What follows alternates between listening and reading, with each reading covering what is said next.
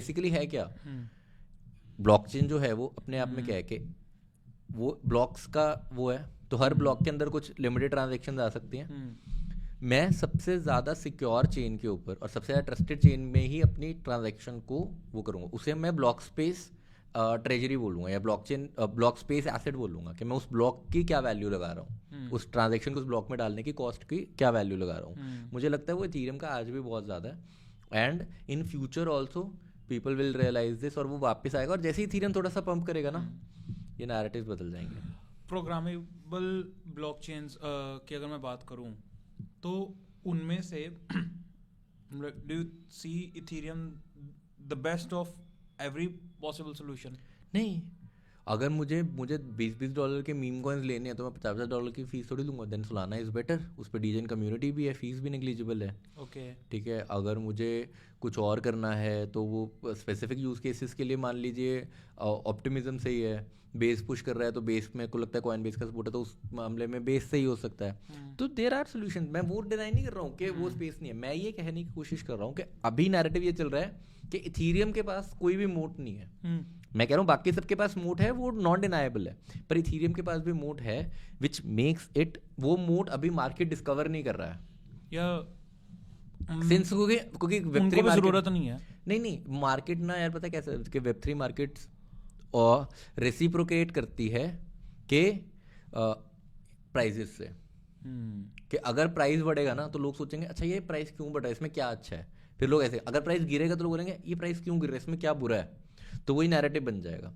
तो एक अभी आप देखोगे मेजर इन्फ्लुएंसर्स ये बोल रहे हैं कि यार Ethereum is going to die, Ethereum is on slow. अभी पीछे किसका एक बहुत बड़े हेज फंड का आर्टिकल आया था कि Ethereum is dying of slow death, ऐसा कुछ करके।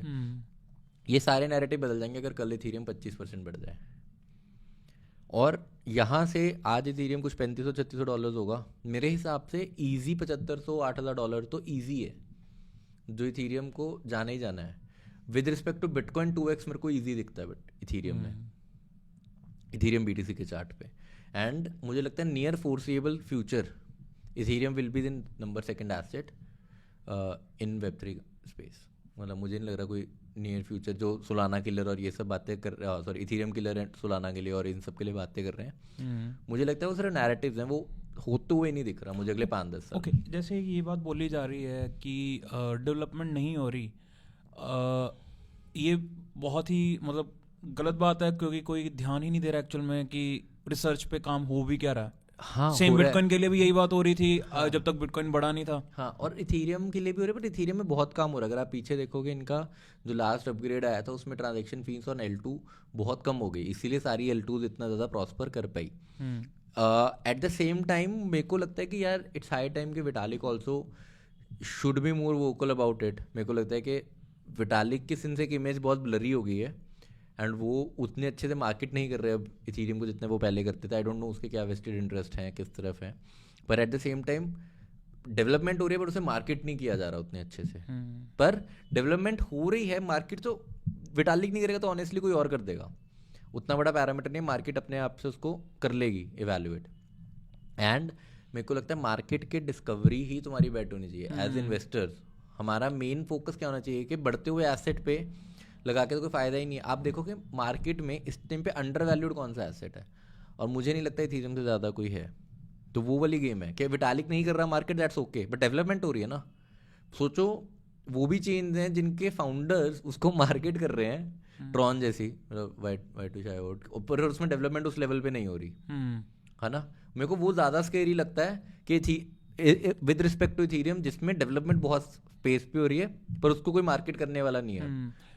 क्योंकि आप ये कह सकते हो कि कहीं ना कहीं जो फंडामेंटल्स हैं वो ज़्यादा स्ट्रांग है ऐसे प्रोजेक्ट के, जहाँ पे आपका प्रोजेक्ट जो है या आपका जो प्रोडक्ट है वो अच्छा है, मार्केटिंग अभी अच्छी नहीं हो रही, क्योंकि आज नहीं तो कल मार्केट डिस्कवर कर ही लेगी। और किसी के शायद वेस्टेड इंटरेस्ट नहीं है। प्रॉब्लम क्या था ना यार, जितने भी लोग इथेरियम फाउंडेशन और इथेरियम इकोसिस्टम से जुड़े हुए थे, अब वो किसी ना किसी L2 से जुड़ गए हैं। आप सारे मेजर अकाउंट खोल लो जो इथेरियम को सपोर्ट करते थे ट्विटर पे, क्रिप्टो ट्विटर पे, आज उन्होंने अपनी एसोसिएशन किसी ना किसी L2 से बना ली है। तो हर बंदा अपनी अपनी L2 को शिल कर रहा है रादर देन शिलिंग इथेरियम। तो इथेरियम के लिए वोकली कोई बात करने वाला बंदा ज़्यादा बचे नहीं है। वो लोग बात कर रहे हैं L2s की, पर इथीरियम पे काम उतना ही पेस पे हो रहा है, उससे ज़्यादा पेस पे हो रहा है फॉर दैट मैटर। और ये बढ़िया चीज़ भी है बिकॉज नए बंदे आ जाएंगे यार बोलने वाले।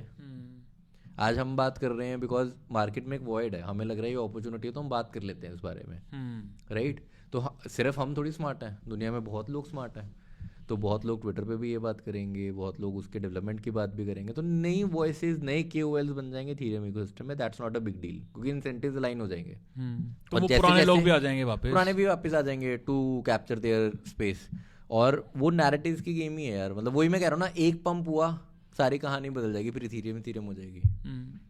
एंड इथीरियम को अगर पॉजिटिव केस सिनेरियो देखें, अगर उसका ऑप्टिमिस्ट केस सिनेरियो देखें, तो वेयर डू यू सी, मतलब if Bitcoin is constant at this price around 100K, तो where do you see Ethereum going? मेरे को पहली बात तो लग रहा है यार ये भी नैरेटिव गलत है कि बिटकॉइन यहीं रह जाएगा। मेरे को लगता है this is mid of the rally, bitcoin आराम से 150 से 200 के बेयर मिनिमम जाएगा। 150 के तो बेयर मिनिमम दिखते हैं, बाकी लास्ट कैंडल का पता नहीं, मैं हमेशा ये बोलता हूँ, पर 150-200 के तो पक्का ही जाएगा, स्टेबल रहेगा वहाँ पे काफ़ी देर। दूसरी बात है इथीरियम 7,500-8 हज़ार तो मेरे को लगता है कि यार आंख बंद करके है, इट्स द ईजीएस्ट बेट है ना। 7,500-8 हज़ार भी मान लो, अब 8 हज़ार तक की तो मेरे को ईजी बेट लगती है। अगर मैं रियलिस्टिकली बोलूँ, जैसे बिटकॉइन के लिए मैं 150 के बोल रहा हूँ, तो इथीरियम के लिए 12,000 होगा लास्ट कैंडल। फिर इथीरियम की भी है वो 15 से 20 हज़ार तक भी जा सकती है, पर 12,000 शुड भी 12,000 वो पॉइंट होगा जहाँ पे मैं अपनी कैपिटल प्लस कुछ प्रॉफिट्स निकालूंगा और बाकी मैं अपना मून बैग छोड़ दूंगा इथीरियम में। बट वो है, बट 4,000-8,000 तो मुझे लग रहा है कि is very practical, is very safe as well comparatively. सबसे ज़्यादा अगर रिस्क टू रिवॉर्ड 2x के लिए मैं बोलूँ तो इथीरियम ही है इस टाइम पे। मैं सिंस बहुत बार बोल दी, बट क्योंकि बहुत स्ट्रॉन्ग बिलीफ है मेरा इस चीज़ पे, मुझे समझ नहीं आ रहा कि मार्केट में वो रेसिप्रोकेट क्यों नहीं हो रहा अभी।